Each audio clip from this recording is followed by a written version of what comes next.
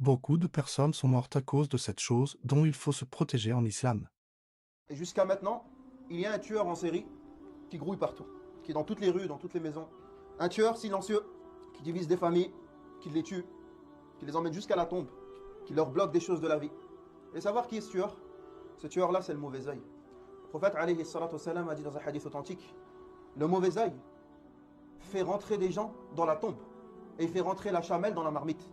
Et dans un autre hadith, le prophète sallallahu alayhi wa sallam a dit, al-aynu haqq, le mauvais œil est vérité. Et si une chose pouvait devancer al-qadar, la prédestination, ça serait bien le mauvais œil. Quand tu te sens pas bien, des fois tu peux être victime de ce mauvais œil. Qu'est-ce que concrètement ce mauvais œil? En fait, le mauvais œil, c'est le fait de regarder avec stupéfaction et envie une personne qui possède un bienfait d'Allah tabaraka wa ta'ala. Ceci s'appelle al-ayn. Et on entend souvent le terme al-hasad, qui est la jalousie. Si ce regard est alimenté de haine, on appelle ça al-hasad.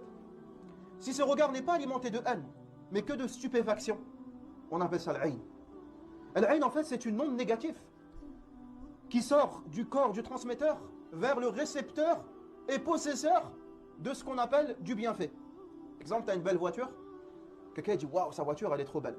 Tu as de beaux enfants, waouh, ses enfants sont trop beaux. Tu as une belle maison, waouh, sa maison elle est trop belle. Faute est dans le fait de ne pas bénir ce que la personne a reçu comme bienfait, c'est-à-dire de ne pas lui souhaiter la bénédiction. C'est d'ailleurs pourquoi dans un hadith authentique, subhanallah al-azim, lorsque le prophète Muhammad sallallahu alayhi wa sallam, c'est le hadith de Amir avec Sahl ibn Hunayf, lorsque il l'a vu en train de faire les ablutions, il est en train de se laver, il a dit j'ai jamais vu une blancheur aussi éclatante que Ibn Hunayf. Amir il a dit ça. D'un coup il tombe. Direct, sur le champ il tombe. Et il se sentait pas bien. Et il était étourdi. Alors Amir il rapporte ce fait au prophète sallallahu alayhi wa sallam. Et le prophète sallallahu alayhi wa sallam il a dit une phrase qui a marqué le compagnon. Il lui a dit, êtes-vous capable ou tout simplement allez-vous tuer votre frère? Il dit, comment ça ya Rasulallah? Il lui a dit, ala barrakt. Il lui a pas dit, halla barrakt. Il n'a pas dit, si seulement tu avais dit la bénédiction ou tu avais dit Allahumma barik, qu'Allah le bénisse ce qu'il a comme bienfait. Il lui a dit, pourquoi tu n'as pas fait cela? Il a réprimandé. Il lui a dit, pourquoi tu n'as pas souhaité la bénédiction quand tu l'as vu? Tu as vu, il était beau, il était blanc, etc. etc. Pourquoi, subhanallah al-azim, t'as pas dit Allahumma barik? Voilà ce qu'il lui a dit le prophète alayhi salatu wassalam. Et aussitôt, le prophète sallallahu alayhi wa sallam lui a dit, pars, va faire tes ablutions et essuie-lui le visage, les mains, les pieds, etc. Et c'est ainsi qu'il le fit. Et Ibn Hunayf se leva et commença à marcher normalement. La sunna, quand tu sais que tu as jeté le mauvais œil à quelqu'un, c'est de te laver, de faire les ablutions, d'entrer même ton vêtement à toi dans de l'eau, de prendre cette eau-là et d'en asperger la personne victime de ton mauvais œil. Donc en fait, on voit qu'il y aura même des gens qui rendront compte du fait qu'ils ont jeté le mauvais œil à d'autres. Subhanallah, le jour de la résurrection. Le prophète sallallahu alayhi wa sallam a dit, le mauvais œil amène l'homme à la tombe et le chameau à la marmite. Il y a des gens, ils en meurent du mauvais œil. Et il a dit, la plupart, la plupart qui mourront dans ma umma, ça sera à cause du mauvais œil. Le ayn est dévastateur, il t'emmène à la tombe, il peut te donner des maladies, il peut provoquer des cancers, des tumeurs, il peut provoquer des maladies de la peau, il peut provoquer des maladies de l'âme, une fainéantisme dans la religion. Il faut se poser des questions. Malheureusement, dans notre umma, on a encore des gens qui ne croient pas au mauvais œil, alors que c'est dans notre croyance. On a deux extrêmes. On a les extrémistes là-dessus, qui disent ça n'existe pas. On a les laxistes, qui à chaque fois leur arrive un truc, ils disent qu'il a un ayn. Il s'est cassé la main, il dit c'est du ayn. Il a baillé une fois dans la semaine, il dit c'est du ayn. Il a pleuré une fois sans aucune raison, il dit c'est du ayn. Il a attrapé une grippe la semaine dernière, il dit c'est du ayn. Chaque fois qu'il a quelque chose de basit, de moindre, il dit c'est du mauvais œil. Ces deux extrêmes-là, malheureusement, ne trouveront jamais d'issue favorable s'ils ne se remettent pas en question. Al-ayn, al-ayn, al-ayn, je suis ayn, c'est sûr, c'est sûr. Il y en a qui habitent dans la campagne, il n'y a aucun œil qui est jeté sur lui, il dit j'ai été ayn. Balak, c'est la gazelle qui est passée à la ayn, Allahu a'lam. Il y en a, ils sont comme ça.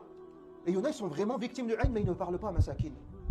Vous êtes tous posé la question une fois.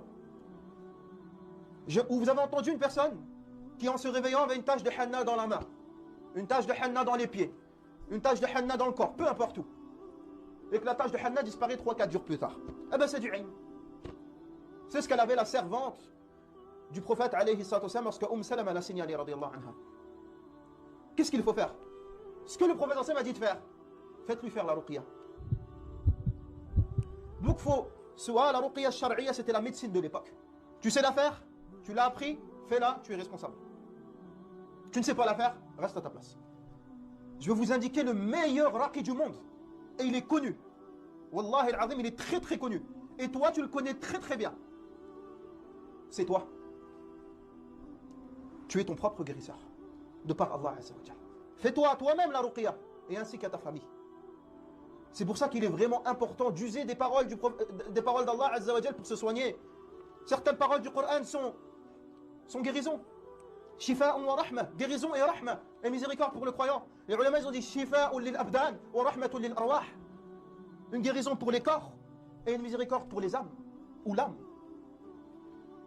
Donc le Coran il peut même te soigner des maladies que les médecins n'ont pas réussi encore à trouver. Tu as passé 10 ans d'analyse, ils ne savent pas ce que tu as, mais tu as toujours une douleur au ventre. Endoscopie, coloscopie, gastroscopie, rien. Tu vas, tu fais ta ruqya, tu récites un peu de Coran al-Karim. 2-3 jours plus tard, tu n'as plus la douleur. Allahu Akbar. Et combien de fois c'est arrivé? Oh, combien de personnes qui ont fait la ruqya ont guéri de par la parole d'Allah Azza wa Jal, du mauvais œil, du sihr et de la possession. Il faut que tu te soignes du mauvais œil. Et je prends Allah à témoin. Comme il a dit le prophète sallallahu alayhi wa sallam, la plupart de ma umma mourra à cause du mauvais œil. Il n'a pas dit à cause du sihr. Il n'a pas dit à cause de la possession. Il a dit du mauvais œil. Parce que vous savez qu'est-ce que le mauvais œil est capable de faire? Entrer le chameau dans la marmite. Ça veut dire que, subhanallah, tout ce qui est normal devient anormal. Et même tu te poses des questions pour savoir ce qui t'est arrivé, ben, tu n'auras pas la réponse. Parce que l'ilm haqq. Et carrément, ça devance le destin. Donc le mauvais œil, il est capable de changer, altérer ta conscience, ton subconscient. Du jour au lendemain, l'homme, il faisait 120 kilos, barakallah, 100 kilos de muscles. Une semaine après, il fait 60 kilos. Il y a des questions à se poser. Il fait des analyses médicales, il n'y a rien. Et bien évidemment, j'insiste sur le fait de ne pas psychoser comme certains le font. Non, il y a le mauvais œil, c'est sûr. Mais des fois, on peut juste tomber en dépression parce qu'on a eu un choc émotionnel. Et ce n'est pas forcément dû à un mauvais œil. Donc il faut être constant dans l'équilibre. Et s'il y a des questions, il faut poser les questions aux gens expérimentés dans le domaine. Donc le plus grand raqi mondial, c'est toi-même. Parce que si tu utilises la parole d'Allah et tu sais l'utiliser, tu vas te soigner. Si tu ne sais pas l'utiliser, va te faire soigner. Et apprends à l'utiliser pour te faire soigner. Le prophète sallallahu alayhi wa sallam dans sa sunna, il posait la main sur la tête de ces deux enfants, de ces deux petits-enfants, Al-Hassan ou Al-Hussein, et il leur disait U'idhukuma bi kalimatillahi tammati min kulli shaytanin wa hamma min kulli aynin lamma. Tous deux, je demande à Allah Ta'ala refuge pour tous deux, pour vous deux, ou de par les paroles parfaites d'Allah Azza wa Jal, contre tous les démons et tout souci ou toute maladie, hamma, et contre tout mauvais œil qui attaque. Donc, alhamdoulilah, on a les du'a. Pour se soigner, il y a un traitement préventif et un traitement curatif. Traitement préventif, matin, midi, soir, il faut faire les du'a. Traitement curatif, si on n'arrive pas à se soigner, il faut effectivement l'avoir, une personne qui pourra nous soigner. C'est d'ailleurs pourquoi le prophète sallam, il a laissé la largesse dans le hadith. Protégeons nos enfants comme il l'a fait le prophète sallam avec ses petits-enfants. Protégeons-nous nous-mêmes. Et évitons d'exposer les biens qu'Allah Ta'ala nous a donnés. Parce que de nos jours, le ilm d'aujourd'hui, il n'est pas comme à l'époque. À l'époque, il n'y avait pas le net. Maintenant, il y a Internet. Et de nos jours, quelqu'un clique sur ton profil, quelqu'un il voit juste ton nom de famille affiché, il peut soit t'ensorceler, il peut soit, subhanallah al-azim, te jeter un mauvais œil, etc. Et wallahi, je vous parle en connaissance de cause. Les cas, ça grouille, ça ne s'arrête plus. Wallahi al-azim, que ça ne s'arrête plus. On ne voit plus la fin du tunnel. On espère voir une petite lumière au loin, mais elle n'y est pas encore. On ne voit que l'obscurité. Donc protégeons-nous. Ceci est un message de rappel.